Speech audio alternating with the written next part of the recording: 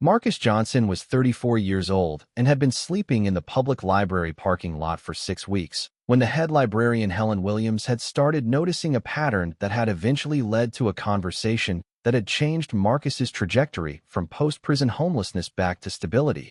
And those 6 weeks of sleeping in his car had been the direct result of a bureaucratic catch-22 that had trapped Marcus immediately upon his release from 12 years of incarceration for a nonviolent drug offense. And the catch-22 was brutally simple.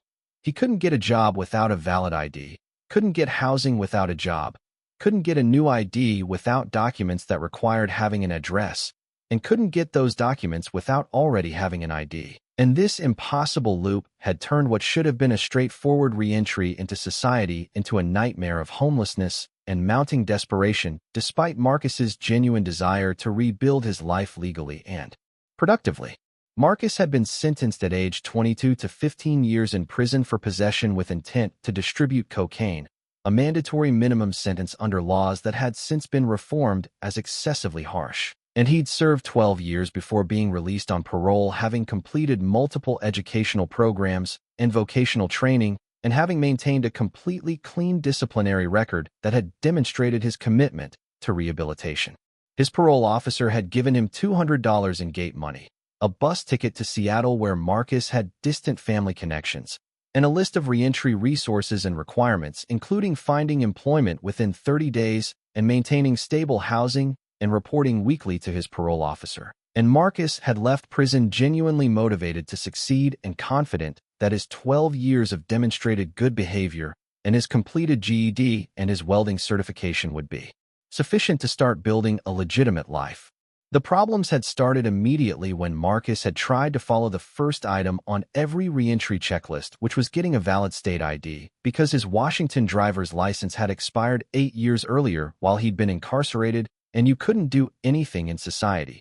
Couldn't get hired, couldn't open a bank account, couldn't rent an apartment, couldn't access most social services without current government-issued photo identification. Marcus had gone to the Department of Licensing office with his expired license and his prison release papers and had been told that to get a new ID, he needed to provide his birth certificate or passport to prove his identity. And when Marcus had explained that he didn't have either document, the clerk had told him he could order a birth certificate from the Vital Records office in the state where he was born. Marcus had been born in Georgia and had called the Georgia Vital Records office from a payphone using precious quarters from his gate money, and had been told that to order a birth certificate he needed to provide either a valid photo ID or a notarized affidavit from a family member confirming his identity along with copies of their valid IDs. And when Marcus had explained that he didn't have a valid ID because that was why he needed the birth certificate, the clerk had said somewhat sympathetically that she understood the difficulty, but those were the requirements, and there was no exception process. Marcus had asked about the notarized family member option and had been told that the family member needed to be a parent or sibling, and their notarized statement needed to include copies of their own valid IDs. And Marcus had felt the first edge of panic because his mother had died while he was in prison, and he hadn't had contact with his 2 siblings in over a decade, and didn't know how to reach them, and wasn't confident they'd help even if he could find them. He'd tried exploring the passport option and had discovered that getting a passport required either a valid ID or a birth certificate plus additional identity documents, and cost over $130, which was more than half his gate money. And when he'd gone to the passport office to ask about exceptions or alternative procedures, the clerk had told him there was a process for people who'd lost all identity documents, but it required affidavits from multiple people who'd known him for several years and could verify his identity and citizenship, and those affidavits needed to be notarized, and the whole process took several months, even if he could find people willing to provide the statements. Marcus had spent his first week out of prison trying every variation on this bureaucratic loop, calling social services agencies and asking if they could help, visiting workforce development centers and explaining his situation, contacting the public defender's office to see if they had resources for helping people navigate reentry barriers. And everyone had been sympathetic, and several people had said this was a known problem that made successful reentry nearly impossible for people who'd lost their identity documents during incarceration. But nobody had been able to actually solve the problem or identify a clear pathway through the bureaucratic maze because the system simply wasn't designed to accommodate people in Marcus's situation. Without an ID, Marcus couldn't get hired for any legitimate job because employers required I-9 verification, which mandated government-issued photo identification. And when Marcus had tried applying to day labor agencies that were supposed to hire people with reentry barriers, they'd still required ID for their records and for issuing payments. Without a job, Marcus couldn't afford to rent an apartment or even a room, and the homeless shelters he'd contacted had wait lists and many required ID for intake, and the temporary housing programs for people with criminal records required proof of employment or enrollment in job training, which Marcus couldn't access without ID. He'd spent his second week sleeping on a cousin's couch in a cramped apartment 40 minutes from downtown Seattle, and his cousin had been willing to help temporarily, but had been clear that Marcus couldn't stay long-term because the lease prohibited additional occupants, and the cousin was worried about being evicted if the landlord discovered Marcus was living there. Marcus had used the cousin's address to try to order his birth certificate and had paid the $35 processing fee, which had consumed another chunk of his dwindling gate money. And he'd been told the certificate would arrive in 4 to 6 weeks, and he'd waited desperately hoping this would finally break the deadlock. But when the birth certificate had arrived 5 weeks later and Marcus had taken it to the Department of Licensing office, he'd been told that he also needed a social security card to get an ID, and his birth certificate alone wasn't sufficient. Marcus had gone to the Social Security office and had been told that to get a replacement Social Security card, he needed to provide either a valid ID or a birth certificate, plus another identity document, such as a medical record or school record. And when Marcus had explained that all his records were from over 12 years ago, before his incarceration, the clerk had suggested he contact his former schools or doctors to get copies, and Marcus had tried to explain that he'd moved multiple times before prison and had no idea how to contact a pediatrician from when he was a child or get records from schools that might not even exist anymore. The Social Security clerk had eventually told him that if he could provide a birth certificate plus 2 other documents that had his name on them, such as utility bills or lease agreements, he might be able to get a Social Security card. But Marcus didn't have utility bills because he'd been in prison for 12 years and didn't have lease agreements because he couldn't rent anything without an ID. 6 weeks after his release, Marcus had exhausted his gate money and his welcome at his cousin's apartment, and had been sleeping in the 10-year-old Toyota Camry that his cousin had sold him for $500 that Marcus had scraped together from the remains of his gate money and from doing occasional under-the-table work for a construction contractor who'd paid cash and hadn't asked for ID. Marcus had been living in the car and parking at various locations, trying to stay inconspicuous and avoid police attention, since any interaction with law enforcement could potentially violate his parole if they decided he was violating camping ordinances or loitering laws. And he discovered that the public library parking lot was one of the safest places to park during the day because it was a public facility with bathrooms and water fountains and places to charge his phone, and he could spend hours inside the library using the computers to search for jobs and resources without anyone questioning why he was there. The library had become Marcus's daily routine. He'd arrive when it opened at 9 a.m. and would use the computers to search employment websites and housing resources, and would fill out online applications for any jobs that didn't explicitly require ID during the application phase, hoping maybe he could explain his situation in an interview. And he'd read extensively about reentry barriers and criminal justice reform, trying to understand if other people had found ways through this bureaucratic maze. He'd use the library bathrooms to wash up as best he could, and would charge his phone, and would sometimes just sit in the stacks and read, because being inside a clean, well-lit building with other people around made him feel slightly less isolated and hopeless than sitting alone in his car. And when the library closed at 8 p.m., he'd move his car to a corner of the parking lot where he'd sleep until morning and then start the routine again.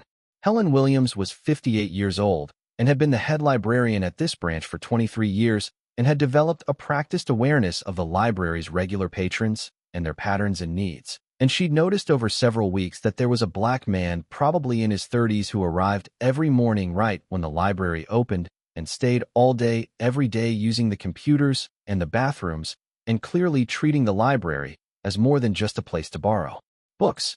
Helen had observed that this patron always carried the same worn backpack and wore the same rotation of 3 outfits, and seemed to be maintaining personal hygiene as best he could with the library's facilities. and she'd suspected he might be experiencing homelessness, but he'd been respectful and quiet, and was clearly using the library's resources purposefully, so she'd made sure her staff understood he was welcome as long as he followed the rules.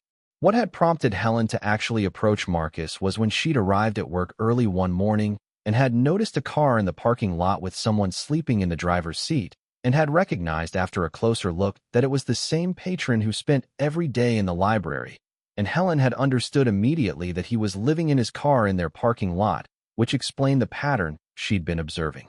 She'd waited until later that morning when Marcus was inside using a computer and had approached him and had introduced herself as the head librarian and had asked if she could talk with him for a few minutes. And Marcus had looked wary but had agreed and had followed her to a small study room where they could have a private conversation. Helen had asked directly whether Marcus was okay and whether he needed any kind of help, and Marcus had been hesitant initially because he'd learned during his first 6 weeks of reentry that admitting you were homeless and recently released from prison often made people uncomfortable or suspicious. But Helen had seemed genuinely concerned rather than judgmental, and Marcus had been so exhausted and frustrated that he'd ended up telling her the whole story. 12 years in prison for a nonviolent drug offense, released with $200 and a bus ticket, couldn't get ID because needed birth certificate, got birth certificate but needed social security card, couldn't get social security card without ID or without other documents he didn't have, couldn't get job without ID, couldn't get housing without job, trapped in an impossible loop for 6 weeks now and running out of options and terrified he'd end up violating parole somehow just by virtue of being homeless and would get sent back to prison for failing to meet reentry requirements that were literally impossible to meet without help. Helen had listened to this entire explanation with increasing outrage at the bureaucratic absurdity and had told Marcus that she'd had no idea the reentry system was this broken and this contradictory, and that she wanted to help him navigate through it if he was willing to let her try. Marcus had been skeptical because multiple well-meaning people had said they wanted to help over the past 6 weeks, and nobody had actually been able to make any difference. But Helen had said she had some specific ideas and wanted to at least try. And Marcus had agreed because at this point he had nothing to lose, and the alternative was continuing to live in his car indefinitely until something broke in either the system or in him. Helen had started by calling the Department of Licensing office and asking to speak with a supervisor and explaining Marcus's situation in detail. Released from prison, has birth certificate, doesn't have social security card because can't get one without ID, needs ID to get social security card, classic catch. 22 that's preventing successful reentry, and asking whether there was any exception process or alternative pathway for people in this situation. The supervisor had said there wasn't a formal exception, but that if Marcus could provide his birth certificate plus any 2 documents that showed his name and birth date, they might be able to process an ID. And when Helen had asked what documents would qualify, the supervisor had mentioned things like school transcripts, medical records, old tax returns, or notarized statements from people who could verify his identity. Helen had spent the next 2 days helping Marcus systematically gather whatever documentation they could find. She'd helped him contact the prison to get copies of his inmate records that included his full name and birth date, had helped him track down his old high school and request a transcript, which required multiple phone calls to the district office and explanations about why he needed records from over 15 years ago, had helped him draft a notarized statement from his cousin confirming Marcus's identity and including a copy of the cousin's valid ID. Helen had paid for the notary herself and had driven Marcus to appointments and had made phone calls on his behalf using her professional credibility as a librarian to get people to take the requests seriously and process them more quickly than they might have for Marcus alone.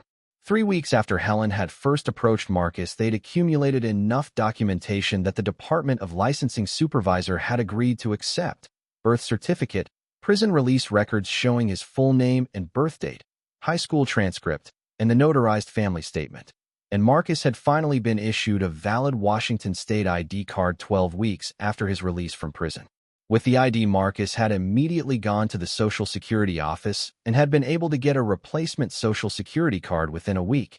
And with both documents, he'd finally been able to complete I-9 employment verification and had been hired by a warehouse that specifically recruited people with criminal records and understood reentry barriers. And he'd started working 40 hours a week at $15 per hour, which was barely enough to survive on, but was infinitely better than the impossible situation he'd been trapped in.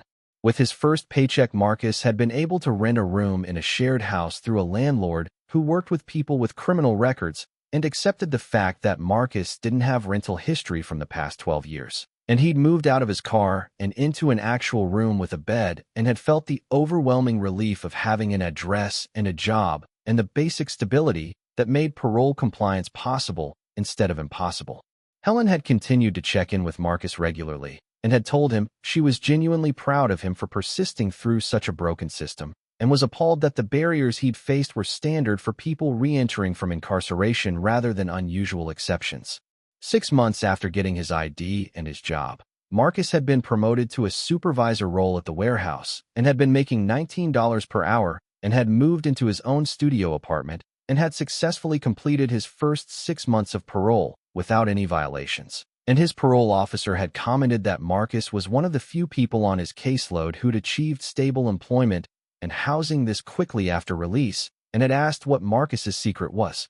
Marcus had explained that his secret had been a librarian who'd noticed he was living in the parking lot and had spent 3 weeks helping him navigate bureaucratic barriers that would have been impossible to overcome alone, and that without Helen's intervention, he'd probably still be homeless and unemployed and at serious risk of parole violation and reincarceration despite genuinely trying to do everything right.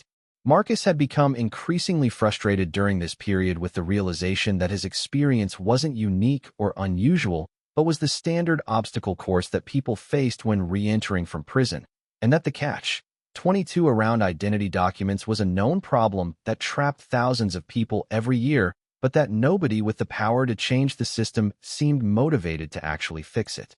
He'd started attending criminal justice reform meetings and had shared his story at community forums and had testified at city council hearings about the need for better reentry support and specifically about the need for streamlined processes for people reentering from incarceration to obtain the identity documents that were prerequisites for legal employment and housing.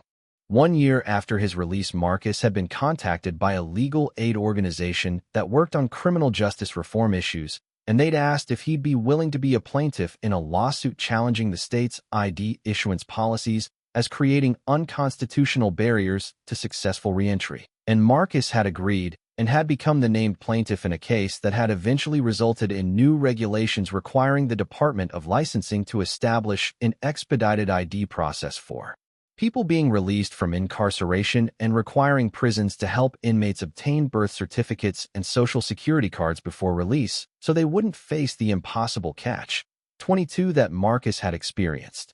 2 years after his release, Marcus had been working as a peer navigator for a nonprofit that helped people with criminal records navigate reentry barriers, and he'd used his own experience to guide other people through the bureaucratic maze of getting IDs and finding employment and accessing housing. And he'd been able to tell them truthfully that the barriers were real and enormous, but not insurmountable if you had help and persistence. He'd also maintained his friendship with Helen, who'd continued to be someone Marcus could turn to for advice and support, and Marcus had told her many times that she'd literally saved his life, because without her intervention, he would certainly have ended up back in prison, not because he'd committed any new crime, but simply because the reentry system was designed in a way that set people up to fail. 3 years after his release, Marcus had successfully completed his parole and had been working full-time as a reentry coordinator and had saved enough money to buy a used car to replace the one he'd lived in during those first desperate weeks. And he'd driven that old car to the library parking lot, where he'd slept for 6 weeks, and had sat there for a few minutes remembering how hopeless and trapped he'd felt, and how close he'd come to giving up entirely. He'd gone inside and had found Helen at the reference desk, and had told her that he'd just completed parole and wanted her to know that none of his success would have been possible without her choosing to notice him and choosing to help instead of just letting him remain invisible, like so many people experiencing reentry barriers remained invisible to the broader society. Marcus Johnson's story reminds us that he was released after 12 years in prison for a nonviolent drug offense and couldn't get a job because his ID had expired. And he discovered he couldn't get a new ID without a birth certificate, couldn't get a birth certificate without ID, couldn't get a social security card without either document, and couldn't get employment or housing without both. and this bureaucratic catch, 22, trapped him in homelessness for 12 weeks until a librarian named Helen Williams noticed him living in the library parking lot and spent 3 weeks helping him gather the documentation to finally get an ID. Post-prison reentry is systematically designed to fail. Marcus was released with $200 gate money and a bus ticket. Needed ID for everything. Jobs require I-9 verification. Housing requires background checks. Services require identification. But his license expired 8 years into his sentence. To get new ID, needed birth certificate. To get birth certificate, needed ID or notarized family affidavit. His mother died while he was incarcerated. Siblings unreachable. Birth certificate eventually arrived after 5 weeks and $35. Then DMV said he also needed Social Security card. Social Security office said needed ID or birth certificate plus other documents. Medical records, school transcripts, utility bills. Marcus had been in prison 12 years. No recent records, no utility bills, no lease agreements. Catch, 22 complete. 6 weeks post-release. Gate money exhausted, sleeping in cousin's used car, parking at library daily. Used computers searching for jobs he couldn't get hired for, bathrooms to wash up, just trying to maintain dignity and hope. Helen Williams, head librarian. Notice pattern. Same person every day, worn backpack, same clothes, clearly using library as survival resource. Arrived early one morning, saw Marcus sleeping in car and parking lot. Approached him later, asked if he needed help. Marcus told her everything. Helen was outraged at bureaucratic absurdity. Spent 3 weeks helping. Called DMV supervisor explaining situation, helped gather prison records, tracked down high school transcript, arranged notarized family statement, paid for notary herself, drove Marcus to appointments, used her professional credibility to make bureaucrats process requests faster. 12 weeks post-release, Marcus finally got ID. Immediately got Social Security card. Finally hired at warehouse recruiting people with criminal records. First paycheck, rented room, moved out of car. 6 months later, promoted to supervisor, own apartment, parole compliance perfect. 1 year later, became plaintiff in lawsuit challenging ID barriers, 1 policy changes. 2 years later, peer navigator helping others navigate same barriers. 3 years later, completed parole, reentry coordinator. None of it possible without Helen noticing him living in parking lot and choosing to help instead of looking away. The system isn't broken accidentally, it's designed this way. Reentry requirements, employment, housing, reporting, are impossible without ID. Getting ID is impossible without documents most incarcerated people lose. Then they get sent back to prison for failing reentry when system set them up to fail. Marcus succeeded only because one librarian cared enough to spend 3 weeks making phone calls. That shouldn't be necessary. IDs should be issued before release. Birth certificates should be obtained during incarceration. Social Security cards should be ready. These are solvable problems policymakers choose not to solve. Like, subscribe, and share if you believe people deserve actual chance at successful reentry. Join the conversation. Have you or family experienced reentry barriers? What helped? Share below. Remember, Marcus served 12 years for nonviolent drug offense. Completed education, vocational training, clean record. Wanted to succeed legally. System trapped him in homelessness anyway through bureaucratic catch. 22. Reentry failure isn't personal failure. It's systemic cruelty. Support reentry reform. Support ID access. Support people rebuilding lives after incarceration.